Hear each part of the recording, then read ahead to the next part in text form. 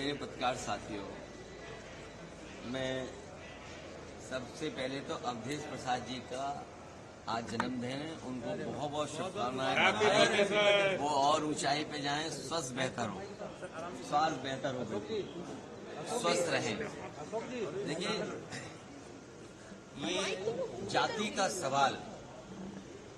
का सवाल कोई नया नहीं है। जाति का सवाल बहुत पुराना है। मैं उन बातों में नहीं जाना चाहता हूं।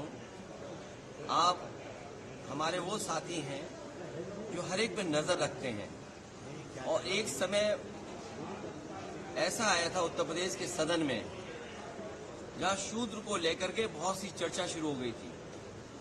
और मुझे याद है कि मैं जब मंदिर के दर्शन करने गया तो कुछ ऐसी ताकतें हैं समाज में, वो नहीं चाहते थे कि मैं हवन पूजन करूं। मैं आपसे कहूंगा साथियों कि वो जानने की कोशिश आप करना कि वो कौन सी ताकतें हैं समाज की जो किसी को पूजा पाठ के लिए, हवन के लिए उस समय रोक रही थी। और वो दिन मैं भूल नहीं सकता हूं जिस दिन मुख्यमंत्री आवास को गंगा जल से धोया गया था। मुझे कोई आज समझा दे, कोई जागरूक समझदार इंसान मुझे ये समझा दे कि किसी मुख्यमंत्री के घर को गंगा जल से कैसे साफ किया जा सकता है। मैंने लोकसभा के चुनाव में मैनपुरी में देखा कि बहुत सारे लोगों ने प्रतिमा को धोया था। अगर ये सब बातें मैं भूल जाऊं एक बार को, लेकिन उसके बाद मैं कन्नौज में उस मंदिर में गया था जिस मंदिर में जाकर के पहली बार मैं चुनाव जीता था, और मेरे वहां आने के बाद मंदिर धोया गया था। सोचिए, आप कल्पना कर सकते हो, जब आप चंद्रमा में जाना चाहते हैं, इलेक्ट्रॉन्स की बात कर रहे हो, डिजिटल इंडिया की बात हो रही हो, विश्व गुरु, अमृतकाल, विकसित भारत, और आप गंगा जल से धोएंगे मंदिर को। सवाल अगर ये हट जाए एक बार को, और जो सदन का सवाल है, क्या बीजेपी, कांग्रेस पार्टी के नेता या किसी भी व्यक्ति की जात पूछ सकती है? हम और आप लोग कभी व्यवहारिक मजाक करते हैं तो उसमें चलो एक बार को कोई बात मजाक में चली जाए, लेकिन सदन में जो शब्द का इस्तेमाल हुआ था, मुझे तो ये लगता है अनुराग ठाकुर जी को कहा गया है कि 99 बार गाली खा करके आओ आप सदन में, तब आप मंत्री बनोगे। और जाति का सवाल जिसको जानना है, बाबा साहब भीमराव अम्बेडकर जी की किताब एनिमिलेशन ऑफ कास्ट, एनिमिलेशन ऑफ कास्ट जरूर पढ़नी चाहिए। अगर कोई इस सदन में, और जिस विचारधारा से हम लोग जुड़े हैं, नेताजी जुड़े रहे, डॉक्टर राम मनोहर लोहिया जी की विचारधारा को लेकर के जा रहे हैं, उन्होंने जाति तोड़ो की बात कही थी। इनके पास अगर कोई व्यवस्था हो जिससे जाति तोड़ी जा सके, बीजेपी के लोग बताएं कि जाति तोड़ो आंदोलन जो डॉक्टर राम मनोहर लोहिया जी ने चलाया था और समाज में एक परिवर्तन लाने की कोशिश की थी, क्या जाति तोड़ो आंदोलन का उनके पास कोई दूसरा है विकल्प? और फिर जिसको जाति को लेकर के शिकायत और दिक्कत और परेशानी हो, उसे आज ही किताब खरीद लेनी चाहिए मंडल कमीशन की, और उसकी प्रस्तावना पढ़नी चाहिए। और प्रस्तावना के साथ साथ हमारे संविधान की प्रस्तावना भी पढ़नी चाहिए, जिसमें सोशलिस्ट कंट्री की बात कही है, जिसमें गैर बराबरी खत्म करने का रास्ता दिखाया गया है। और जाति के आधार पर ही आपको आरक्षण क्यों दिया है?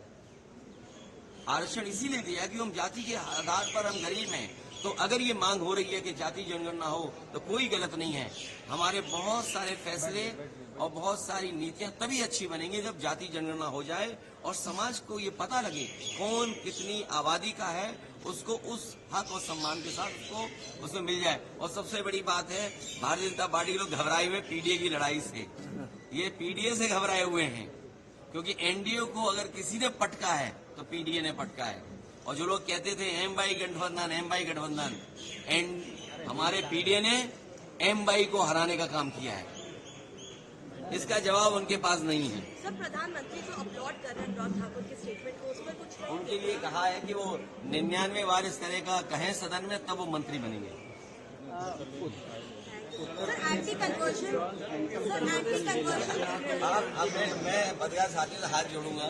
कल भी मैंने कहा कि हम मुख्यमंत्री से क्या उम्मीद करोगे, उनसे कोई और उम्मीद कर सकते हैं आप? Sir, इधर. आप कोई उम्मीद ये कर सकते हैं कि किसानों की आय दोगुनी करेंगे? क्या उनसे उम्मीद कर सकते हैं कि आज के जमाने के हिसाब से किसान के लिए वो मंडी बनाएंगे?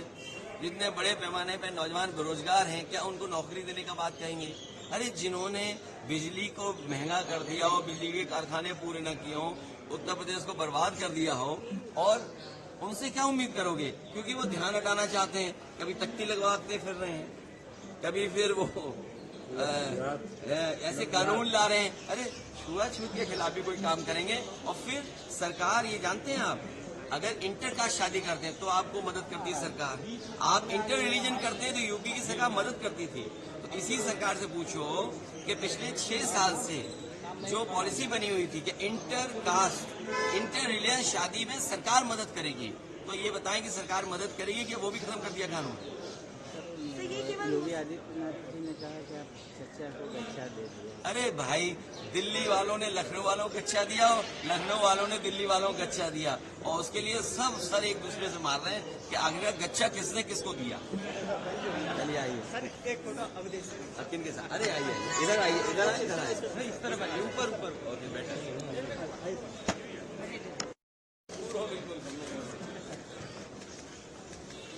पीछे हो जाओ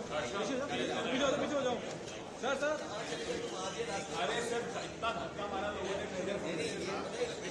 कवरेज करने गई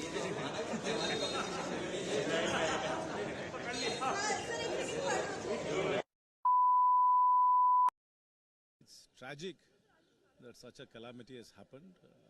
Our prayers and thoughts are with all those who are affected, and I'm sure the state government and the central government will do everything it can to hasten the rescue operations and also give succor to all those who are suffering. Yesterday, Rahul Gandhi responded on caste census. He said that whenever the government will return, he will come with caste census. And he also spoke on responding to Anurag Thakur that whenever. See, the point is this: a caste census is a sociological data which is necessary, which we should have accurate sociological data to formulate policies. But for Mr. Anurag Thakur to pose that question on the floor of the House is crude. Is Mr. Anurag Thakur conducting a sociological survey in the Parliament? That is not the place, that is not the method.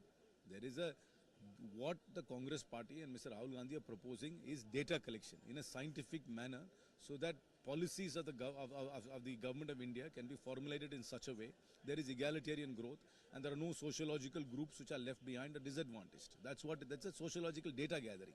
For Mr. Anurag Thakur to pose that on the floor of the House was only a crude attempt. It is a very crude comment.